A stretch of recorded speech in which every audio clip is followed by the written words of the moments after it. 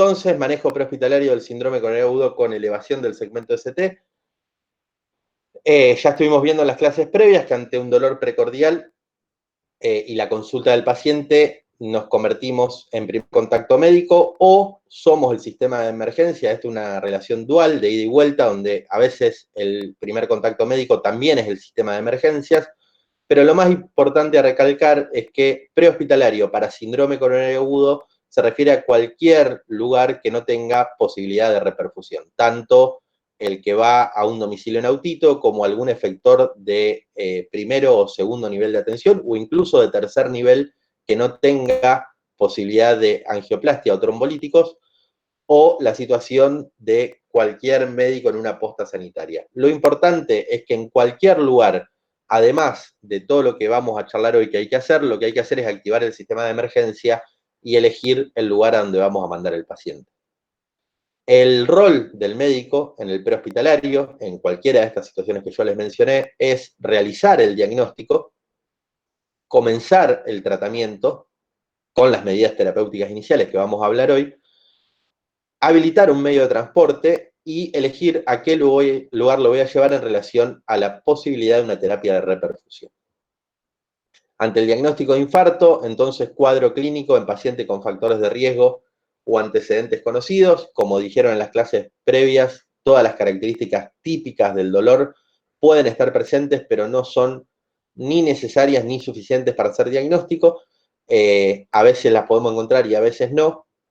Por lo cual, ante un paciente con dolor torácico de 20 minutos o más, con factores de riesgo, con antecedentes y un electrocardiograma que nos define si ese síndrome es con supra o sin supra, es que vamos a terminar de hacer el diagnóstico y no nos debe llevar más de 10 minutos. Esto no sucede habitualmente, parece algo sencillo, pero en general nos lleva bastante más de 10 minutos hacer la anamnesis del paciente, evaluar las características del dolor, hacer el electrocardiograma y poder interpretar ese electrocardiograma, que cuando lo vemos en una clase de síndrome coronario agudo con supra es bastante claro que son supra, pero cuando lo tenemos adelante al paciente y estamos solos, las dudas se empiezan a presentar y bueno, lleva habitualmente un poco más de tiempo. Lo ideal y lo que tenemos que tratar de lograr es que nunca nos lleve más de 10 minutos.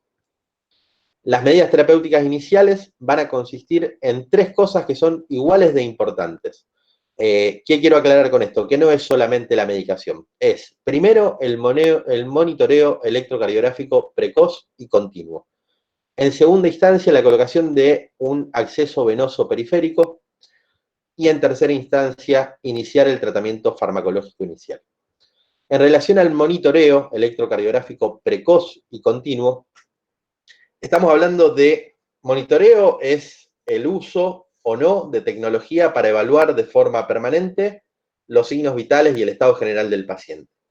En algunos lugares podemos tener un monitor multiparamétrico, por ejemplo en las guardias de segundo y tercer nivel de la ciudad de Rosario, en todos las hay, pero a veces no lo podemos no tenerlo, y monitorizar al paciente implicará dejarle el electrocardiógrafo puesto o usar el cardiodefibrilador para ver el ritmo, tomarle la tensión arterial de forma frecuente, en forma manual, evaluar el pulso poniendo los dedos en la radial, y eso es igualmente un monitoreo.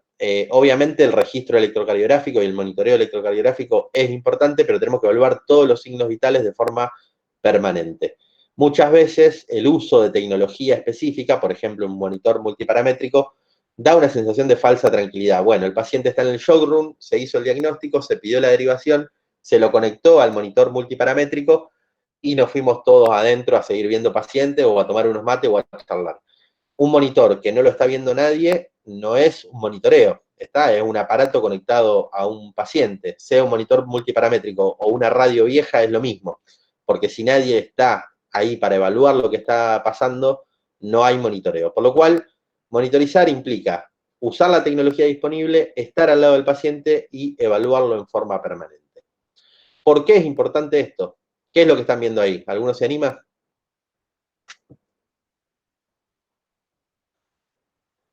Bueno, se ve que se le han cortado los micrófonos. Esto es una fibrilación ventricular. Es la causa más frecuente de mortalidad en el prehospitalario en los pacientes con síndrome coronario agudo.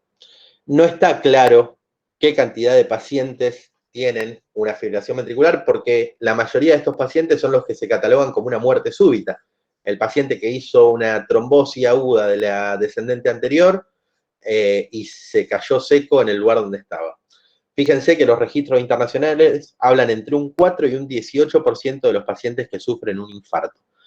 Es mucho. Estamos hablando de que un número muy importante de pacientes, casi hasta un quinto de esos pacientes, pueden morir por una fibrilación ventricular durante las primeras horas. La otra cuestión importante es que la fibrilación ventricular se presenta mayormente dentro de las primeras 4 horas del síndrome coronario agudo. A diferencia de las complicaciones mecánicas, que son de presentación más tardía y a medida que pasa el tiempo, el paciente tiene más riesgo de hacer disfunción ventricular, en el caso de las arritmias, en general se presentan de forma precoz. Por lo cual, un paciente con dolor torácico y supradesnivel del ST necesita inmediatamente ser conectado a un monitor. ¿Por qué? Porque tiene riesgo de morirse de una fibrilación ventricular. La otra cuestión importante en relación al monitoreo es que, como el paciente se puede fibrilar, nosotros tenemos que estar preparados para poder atender esa complicación. Eso implica que un paciente con síndrome coronario agudo siempre va a estar en una camilla, que esa camilla tiene que ser rígida, que no va a estar sentado en una silla esperando la ambulancia, que no va a deambular. ¿Por qué? Porque si hace un paro arriba de una silla de ruedas, yo lo tengo que reanimar en el piso. Entonces yo tengo que estar preparado, conectarlo al monitor, tener el desfibrilador cerca, enchufado, asegurarme de que tenga batería, tener el carro de paro cerquita y estar preparado porque muchas veces pasa. Entonces, monitoreo electrocardiográfico precoz y continuo para estar prevenido ante una posible fibrilación ventricular primaria en el contexto de infarto y poder dar una respuesta terapéutica rápida si eso se presenta. Como dije, es la mayor parte de la mortalidad en el prehospitalario. Vamos a la segunda parte, que es el tratamiento farmacológico inicial. Esto, sabido por todos, morfina, oxígeno, nitroglicerina y aspirina, el famoso MONA, que han escuchado en múltiples ocasiones desde que empezaron la facultad y antes también hasta el día de hoy. Esto no es así, ¿está? No es así ni obligatorio que estén los 4 fármacos ni en ese orden de importancia. Vamos a tratar de ordenarlo para ver qué es lo prioritario y cuándo sí y cuándo no administrar cada una de estas cosas. Vamos primero con lo más importante, la aspirina. ¿Ya? Segundo, la nitroglicerina. Tercero, la morfina, a veces. Y por último, el oxígeno, casi nunca. La aspirina, la primera pregunta que nos tenemos que hacer es ¿cuándo administrarla? La respuesta es simple, ya. Ante la presencia de un paciente con un dolor torácico con características de síndrome coronario agudo y un electrocardiograma con supradesnivel, le tengo que dar una aspirina. Y si no tengo electrocardiograma y estoy en un lugar donde no tengo acceso, bueno, la respuesta es ya. Si yo tengo alta sospecha clínica, que es de diagnóstico clínico, el síndrome coronario agudo, es un síndrome, conjunto de signos y síntomas, le tengo que dar la aspirina en el momento en que yo sospecho síndrome coronario agudo.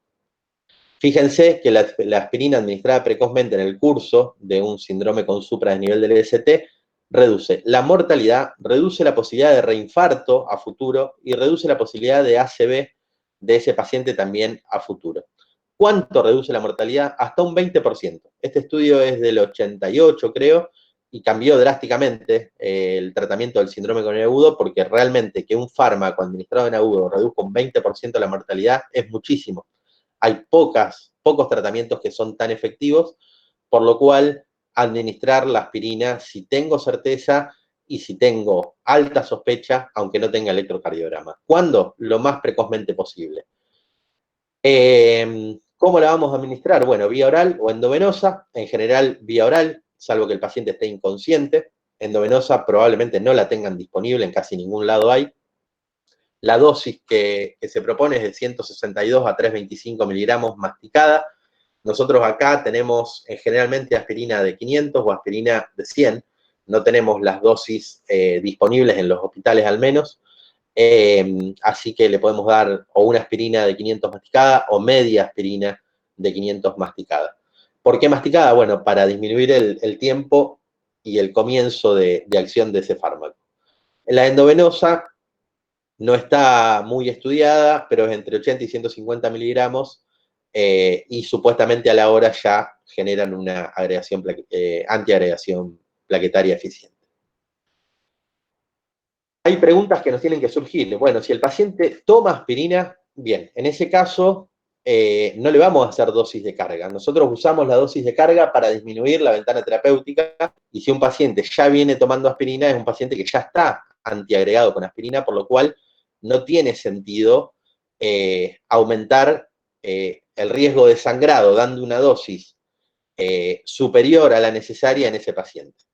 La otra cuestión es si el paciente tomaba aspirina y la dejó de tomar. Bueno, la misma situación, acá es un poco más complejo, lo que tenemos que preguntar es cuánto hace que dejó la aspirina y básicamente en base a eso vamos a tomar una decisión. Si hace más de 5 a 7 días que abandonó o si hace menos de 5 a 7 días que abandonó. ¿Por qué? Porque es el tiempo que dura la antiagregación plaquetaria. Está el tiempo de reproducción de las plaquetas, por lo cual un paciente que toma una aspirina hoy va a estar entre 5 y 7 días antiagregado. Si el paciente la tomó hace menos de 7 días, le vamos a dar solamente una dosis de 100 miligramos, no lo vamos a cargar porque ya está antiagregado, y si hace más de 5 a 7 días que la abandonó, en ese caso lo vamos a cargar con la dosis completa.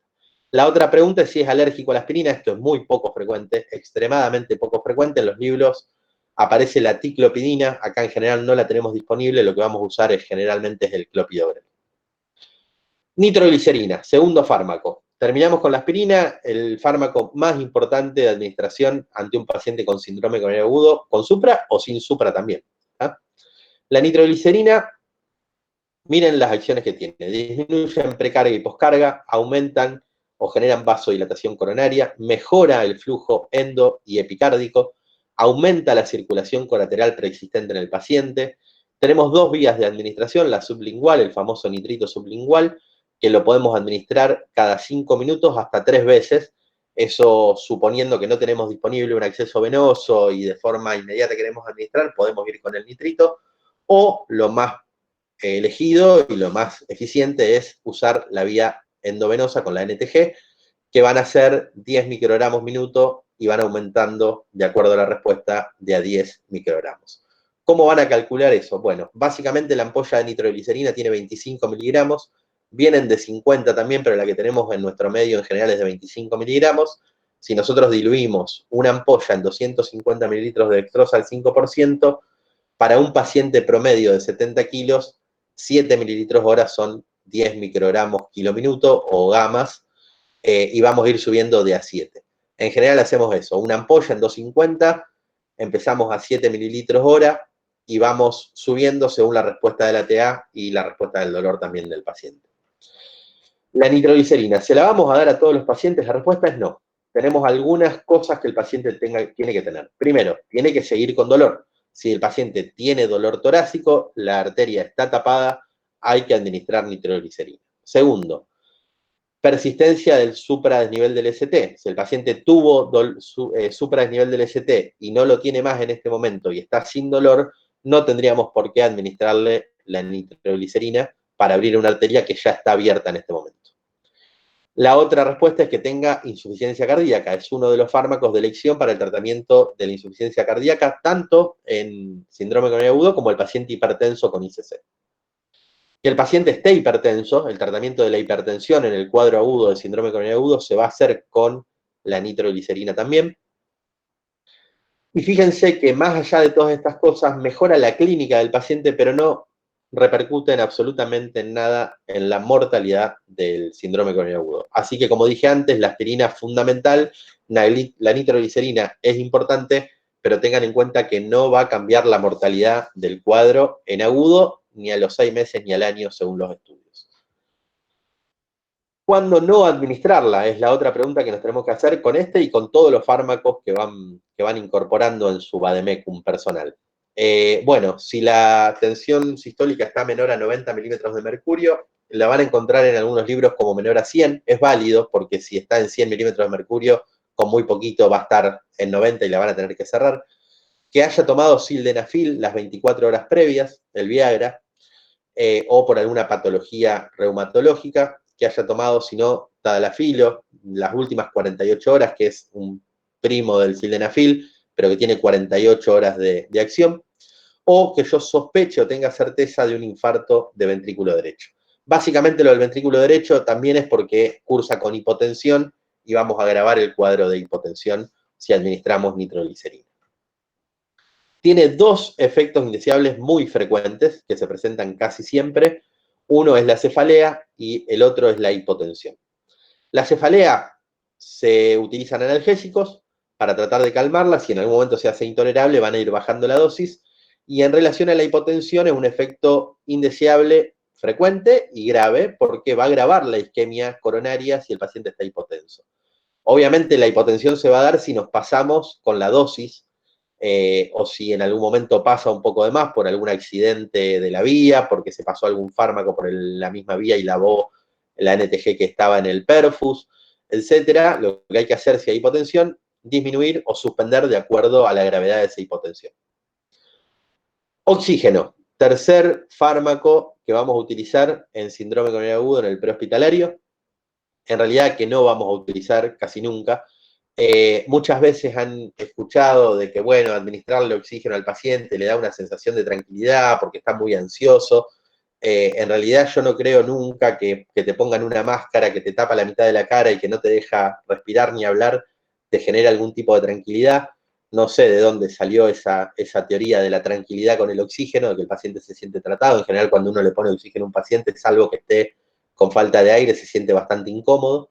Y aparte de eso, si bien no está claro en los estudios si se debe administrar o no, lo que sí se vieron varios estudios que la administración de oxígeno en forma rutinaria en pacientes que no lo necesitaban por otras causas puede aumentar el área isquémica, aumenta los radicales libres en la zona con injuria o con necrosis y puede disminuir el remodelado y de esa forma empeorar el cuadro de isquemia o incluso generar más disfunción ventricular en ese paciente que está sufriendo un síndrome coronario agudo. Por lo cual, no hay que usarlo salvo que el paciente tenga hipoxemia, que sature menos de 90, que tenga insuficiencia cardíaca izquierda, no insuficiencia cardíaca con edema en miembros inferiores, sino insuficiencia cardíaca izquierda, o que se refiera a falta de aire. Si el paciente tiene sed de aire, nosotros vamos a administrar oxígeno, aunque no estén presentes ni la hipoxemia ni la insuficiencia cardíaca. Cualquiera de estas tres es suficiente para poder administrar oxígeno. ¿Qué precaución tenemos que tener con el oxígeno? Bueno, nunca más de lo necesario en ningún paciente y sobre todo tener precaución en los pacientes de EPOC por la retención de dióxido de carbono y la disminución del sensorio que puede producir la administración de oxígeno. La idea es que no sature nunca más de 94, 95 un paciente EPOC aún con oxígeno. Cuarto fármaco, morfina. Como ustedes saben, es un analgésico, un opioide potente y tiene tres indicaciones precisas. Una, el paciente tiene dolor. Segundo, si el paciente está muy ansioso con el cuadro que está cursando o si el paciente tiene insuficiencia cardíaca grave o edema agudo de pulmón. Esas tres son las indicaciones para la utilización de morfina. Al igual que el oxígeno, al igual que la nitroglicerina, no cambia la mortalidad en ninguno de los pacientes con síndrome coronario agudo. Obviamente, es importante que un paciente que tiene dolor deje de tenerlo, una cuestión hasta humanitaria, pero tengan en cuenta que no va a cambiar la evolución del cuadro. ¿Cómo administrarla? Bueno, en general los libros dicen dosis de 4 a 8 miligramos endovenoso que se pueden repetir cada 15 minutos si es necesario. El techo de la morfina es altísimo, o sea que se puede administrar muchas veces. Yo les recomiendo que no arranquen con 8, que traten de arrancar con 4 miligramos. En general la ampolla viene de 10 miligramos en 1 mililitro. Si ustedes hacen una dilución de 1 en 10 en solución fisiológica, por cada mililitro tienen 1 miligramo, así que le pueden ir haciendo toques de morfina. Yo les diría de a 2 o 4 miligramos que los pueden repetir cada 15 minutos. No va a desaparecer del todo el dolor. Mientras haya isquemia, el dolor va a seguir estando presente. No esperen que no le duele nada, pero lo va a disminuir y también es importante por el paciente. Precauciones con la morfina. Paciente letárgico, o sea que el paciente tenga alguna alteración del estado de la conciencia, obviamente para no confundir más el cuadro y saber bien qué es lo que estamos viendo. Si el paciente está hipotenso, esto es una contraindicación relativa. En general, en farmacología son muy insistentes con esto por la venodilatación y que puede empeorar el cuadro de hipotensión, pero bueno, no es tan estricto en el uso cotidiano. Que el paciente esté bradicárdico porque puede potenciar esa bradicardia, o que sea alérgico. Esto es igual para cualquier medicación que usemos en cualquier patología. Bueno, ahora arrancamos con los que están fuera del MONA y que son los otros fármacos que, en general, cuando uno lee síndrome coronariano agudo, encuentra los IECA, los betabloqueantes, las estatinas. Bueno, eso hay que diferenciar dos momentos, el momento agudo o el paciente cuando ya está en la unidad coronaria reperfundido o cuando está en la unidad coronaria y no pudo ser reperfundido, pero vamos al tratamiento crónico del síndrome coronariano agudo. En este caso, ¿qué pasa con los betabloqueantes en agudo? Fíjense que en algún momento se habló de que era razonable administrar betabloqueantes endovenosos en el momento de la presentación del síndrome coronariano agudo con supra en pacientes que no tengan contraindicaciones y que estén hipertensos o continúen con dolor o con supra. En realidad, el beneficio de los betabloqueantes se demostró en las primeras 24 horas del cuadro en pacientes sin ICC, sin signos de bajo flujo, que tengan poco riesgo de shock clínico, que no tengan bloqueo AB completo, o bloqueo AB de primer grado, de segundo grado completo, o que sean asmáticos. Básicamente, para que les quede claro, lo que demostró el uso de betabloqueantes en agudo administrados endovenoso es que reduce la mortalidad arrítmica, pero al mismo tiempo lo que demostró es que hay mayor mortalidad por insuficiencia cardíaca o shock cardiogénico. Por lo cual, si la mortalidad termina siendo la misma, el riesgo que tengo en agudo es que haga una arritmia, pero que la puedo tratar, porque la FA en contexto de síndrome coronariano agudo es uno de los paros que más tasa de retorno a circulación espontánea tenemos, versus dar un fármaco que me puede generar un shock cardiogénico con las dificultades que eso genera para el tratamiento y teniendo en cuenta que un paciente con un síndrome coronariano agudo Kilby-Kimball D, o sea, chocado, tiene un 80% de mortalidad, yo les sugiero que no usen betabloqueantes en agudo porque se pueden complicar y hay mucho riesgo de que terminen ustedes complicando el cuadro del paciente y haciendo mucho más difícil su manejo. Por lo cual, dejemos los betabloqueantes para la unidad coronaria o para la terapia una vez que el paciente ingrese a ese área. Antes de seguir con las posibles complicaciones, les comento, los IECA en la unidad coronaria, no le vamos a dar IECA si el paciente está recibiendo NTG, las estatinas dentro de las primeras 48 horas, por lo cual no son un problema en la guardia y en agudo, y eso para todos los fármacos de la lista larga que ustedes han leído en múltiples ocasiones. Lo que vamos a usar son esos 4 fármacos que les comenté hasta el momento, y no en todos los pacientes. Hay una clasificación de Kilby-Kimball que es bastante vieja, digamos, pero la seguimos usando en relación a la mortalidad de los pacientes con síndrome coronariano agudo, y básicamente se divide en 4, A, B, C, D, o 1, 2, 3, 4, lo pueden encontrar indistintamente en la bibliografía, y habla del paciente que no tiene disfunción ventricular, el paciente que tiene insuficiencia cardíaca izquierda con rales crepitantes, pero en ambas bases, el paciente que está en edema agudo de pulmón, o el paciente más grave con shock cardiogénico. Obviamente, a medida que vamos avanzando es cada vez más mortal y es cada vez más difícil el manejo. Por suerte, lo más habitual es que sean Kilby-Kimball A o Kilby-Kimball B. Esto está hablando en relación a la disfunción ventricular. Yo le dije que las mayores complicaciones en agudo en general eran arrítmicas. En este caso estamos hablando de complicaciones mecánicas. Básicamente, si el paciente está con insuficiencia cardíaca, lo que vamos a agregar es el uso de un diurético de ASA, furosemida, y ninguna otra cosa. Vamos a darle la NTG, como dijimos, estaba indicada para el manejo de la insuficiencia cardíaca, salvo que el paciente tenga una TA que no nos permita hacerlo. En el caso del edema agudo de pulmón, vamos a agregar ventilación a presión positiva, ya sea con un respirador, con una máscara o con una ambú bolsa máscara, ayudando al paciente de esa forma, y el shock cardiogénico es de manejo muy complejo.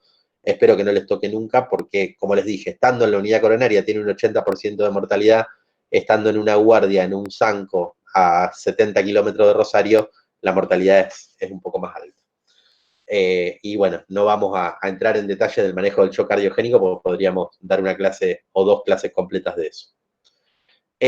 Otros fármacos contraindicados, antiinflamatorios no esteroideos e inhibidores de la COX-2 aumentan el riesgo de muerte, aumentan el reinfarto, aumentan el riesgo de ruptura cardíaca y el riesgo de insuficiencia cardíaca, que analgésico vamos a usar durante un síndrome coronario agudo? Morfina. Y si le duele la cabeza, morfina. Y si le duele la mano, morfina. No hay que usar AINES. Si el paciente viene tomando AINES por algún problema crónico o corticoides, no se los vamos a dar ese día. Recuerden que ustedes lo van a tener poco tiempo en la guardia y después veremos en la unidad coronaria cómo manejamos esos fármacos. Bueno, como les dije, entonces el rol del médico de la ambulancia o el primer contacto médico tiene que ver con hacer un diagnóstico, evaluar y hacer el tratamiento médico inicial y trasladar a un centro médico con terapia de reperfusión. ¿Cuáles son las dos opciones? Ya lo venimos hablando, fibrinolítico endovenoso o angioplastia primaria con colocación de stent. No debemos demorarnos, hay que activar rápidamente la derivación.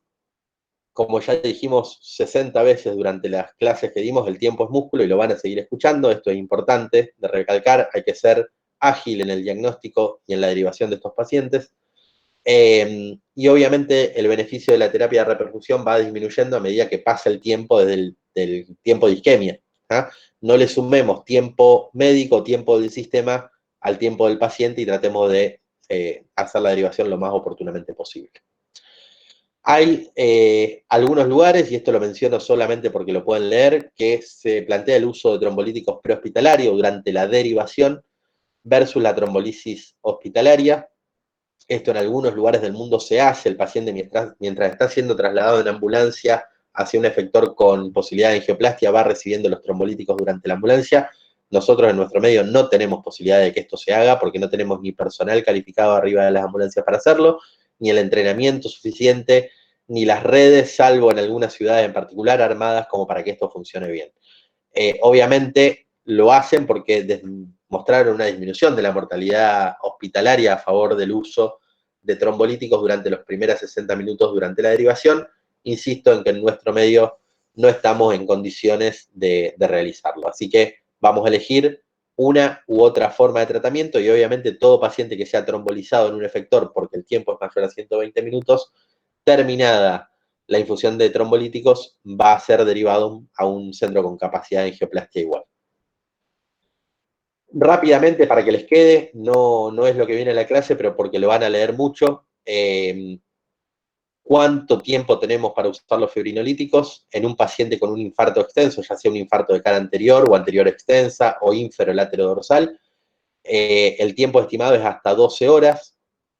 Dentro de las 24 horas, si el paciente continúa aún con persistencia del dolor y del supradesnivel del ST, podríamos llegar a hacerlo, evaluar ahí mayormente el riesgo-beneficio, porque la terapia de reperfusión suele ser bastante ineficiente después de esas 12 horas. Infarto grande hasta 12 horas en un paciente sin contraindicaciones. Si el paciente no tiene más dolor o supra después de las 12 horas, está contraindicado hacer trombolíticos. En un paciente que tiene un infarto pequeño, un infarto inferior, un infarto solo lateral, lo que tenemos de tiempo de ventana es 6 horas, indicación 1A, y hasta 12 horas si persiste con dolor o supradesnivel del ST. En un infarto grande, entonces, hasta 12 horas y posibilidad hasta 24 si persiste con dolor y supra, y en un infarto pequeño, 6 horas con posibilidad de estirar a dosis si persiste con dolor y supra. En un paciente que tiene un IAN asociado a edema agudo de pulmón o a shock cardiogénico y no tenemos posibilidad de angioplastia primaria, dentro de los 60 minutos podemos hacer los trombolíticos en cualquier momento dentro de las 24 horas. ¿Por qué? Y porque el riesgo, como dije antes, de mortalidad en edema agudo de pulmón o shock cardiogénico es tan elevado que el beneficio, el riesgo que generan los trombolíticos es menor que el riesgo de la patología que tiene el paciente, por lo cual nos permite ampliar un poco como un intento de rescate de ese poco miocardio que le queda al paciente. Por último, si el paciente tiene contraindicaciones absolutas, que lo preguntaron ayer en una de las clases, o para fibrinolíticos digo, o ya niveló el ST al momento de la evaluación nuestra, están completamente contraindicados los trombolíticos. Como dije antes, y les dijeron ayer también, hay indicaciones relativas y absolutas. Las absolutas no las podemos obviar, las relativas las podemos modificar, incluso con algunos fármacos o evaluando el riesgo del paciente. A infarto más grande, las absolutas se hacen más relativas y podemos tomar la decisión a veces de trombolizar. Lo importante de esto es que ustedes no van a trombolizar en una guardia. Esto se hace en una unidad de cuidados críticos, por lo cual o derivan a hemodinamia de urgencia o derivan a terapia con capacidad de fibrinolíticos. No se hace en la guardia la administración de trombolíticos. Bueno, acá les dejo para que vean las dosis. Esto no es a lo que nos convoca la charla y tampoco lo van a hacer ustedes, salvo que terminen haciendo coronaria o terapia en algún momento. Además, si hacemos el tratamiento farmacológico inicial y decidimos derivar a un centro para angioplastia primaria, lo que podemos agregar a este tratamiento o debemos agregar al tratamiento es el otro antiagregante, en general el que van a tener disponible es el clopidogrel, viene de 75 miligramos, así que le tienen que dar 8 comprimidos juntos, este no se mastica, lo tiene que tomar a la pastilla por vía oral, o prasugrel o ticagrelor, en general el medio público el que tenemos disponible es el clopidogrel. Lo importante es que cuando hagan la derivación dejen en claro que se hizo la carga de clopidogrel, porque si nosotros lo recibimos post-angioplastia y no sabemos si la hicieron, se la vamos a tener que hacer de nuevo y aumentamos el riesgo de sangrado por una información que no tenemos. Lo único que les quiero agregar al tratamiento farmacológico que pueden leer en algunos lugares, el uso de 5.000 unidades de heparina endovenosa. Eso en general es para el momento de la angioplastia, no es parte del tratamiento en sí del síndrome coronario agudo, sino es para evitar la trombosis aguda del stent y porque se va a instrumentar los vasos con hemodinamia. Por lo cual pueden no administrarlo y que se haga directamente en la sala de hemodinamia. Y si lo administraron, avisar sí o sí a la gente de hemodinamia, porque si no le van a hacer 5.000 unidades más, y cuando le pongan el stent le van a hacer otras 5.000 unidades y estamos aumentando muchísimo el riesgo de sangrado, y como ustedes sabrán, infarto más sangrado, el riesgo de mortalidad aumenta muchísimo. Para concluir entonces, el rol del médico en la ambulancia no debe consistir solamente en mantener con vida al paciente y trasladarlo. Hay que hacer, son el primer contacto médico del infarto, hay que hacer el diagnóstico, iniciar el tratamiento, monitorizar y tratar las complicaciones y coordinar y efectuar el traslado precozmente a un centro con capacidad de angioplastia o, en su defecto, fibrinolíticos. Eso es todo. Nos damos un ratito para preguntas y respuestas.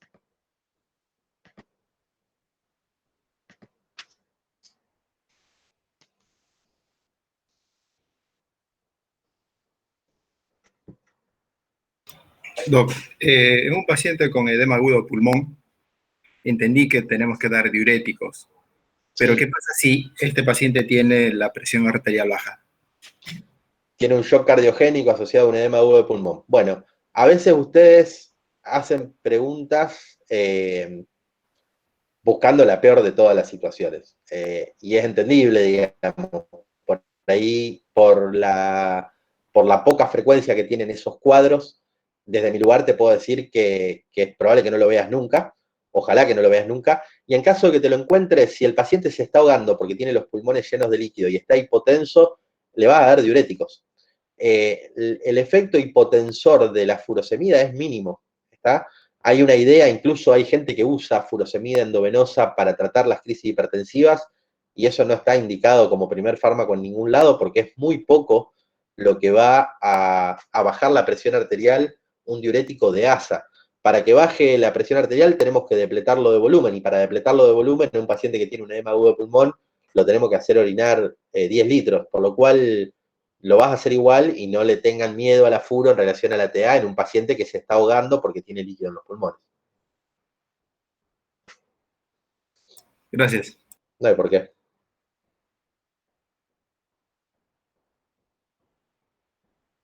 ¿Alguna otra duda, chicos? Profe, quería saber con el tratamiento farmacológico inicial.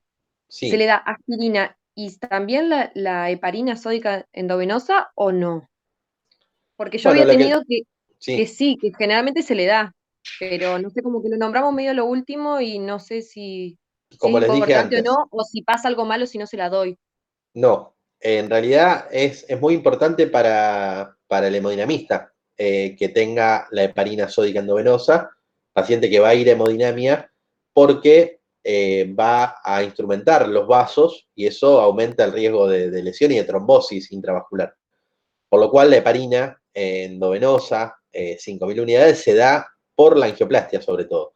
No es anticoagulación como tratamiento del síndrome coronario agudo con supradesnivel del ST. Por lo cual no es prioritario los fármacos que les mencioné y sobre todo la aspirina. Y en caso de que le den la heparina, siempre es muy importante que cuando llegue a la sala de hemodinamia el hemodinamista tenga esa información, como les dije antes. Lo mencioné porque sé que aparece en los libros, pero les aclaro por qué se usa y en qué momento es importante. Y como el tiempo de inicio de acción es muy corto, si la administramos de forma endovenosa, la podemos hacer cuando llega a la sala de hemodinamia, ¿está? Si la hacen antes, bárbaro, sabiendo que el paciente tiene lugar de derivación. Claro, entonces no es prioridad en una ambulancia, por ejemplo. No, para nada, Bien, perfecto, gracias. de nada.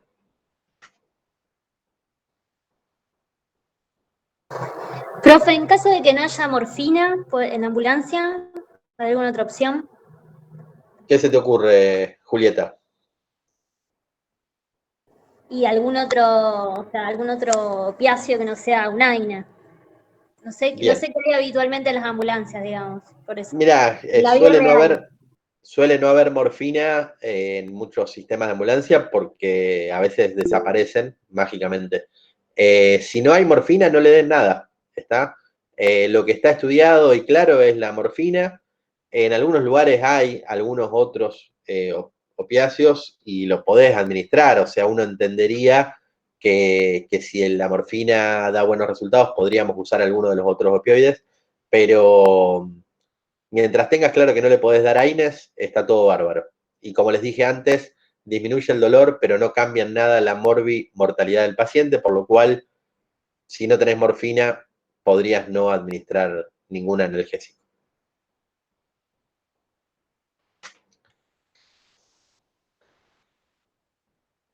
¿Alguna otra pregunta? Mati, ¿querés preguntarlo? Matías estaba haciendo una pregunta.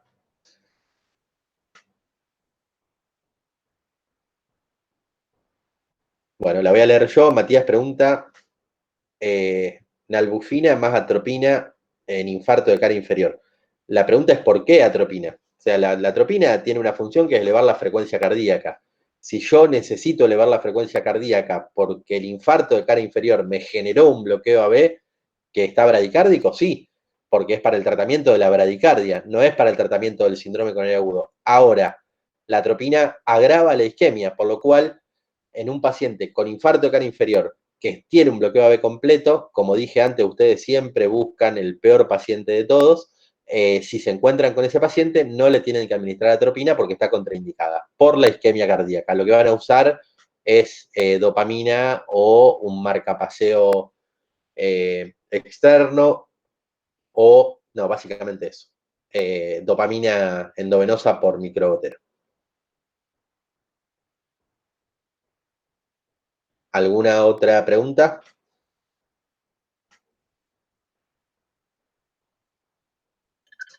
Yo tengo una duda. Usted al principio dijo que iba a subir esta clase a una página. ¿Nosotros tenemos acceso a esa página para ver las clases anteriores que no pude asistir? Sí. ¿Cuál sería la Bueno, página? ¿alguna pregunta en relación a la clase en particular? Así ya cerramos el tema, después le vamos a dar toda la información.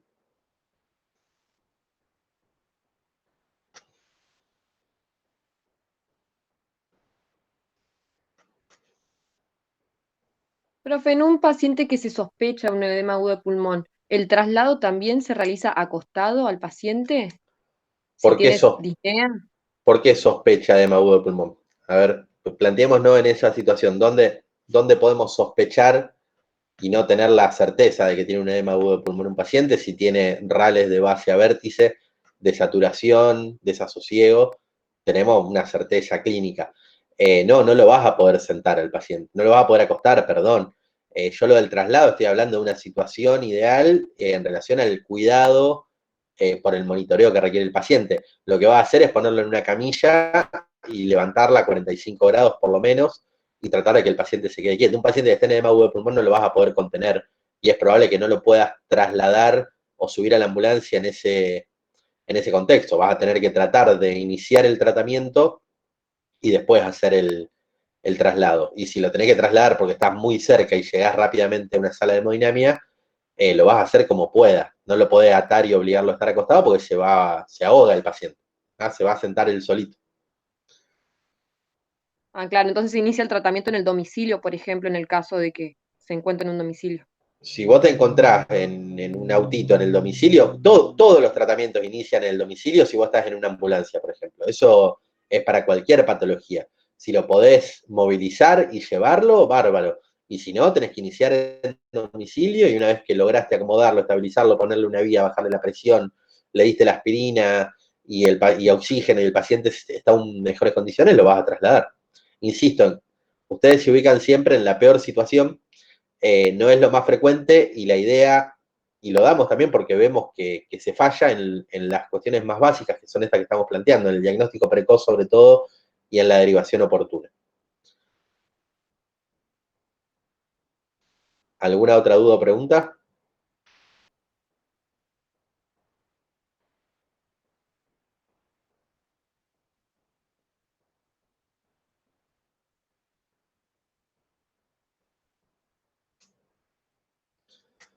Bueno, muy bien.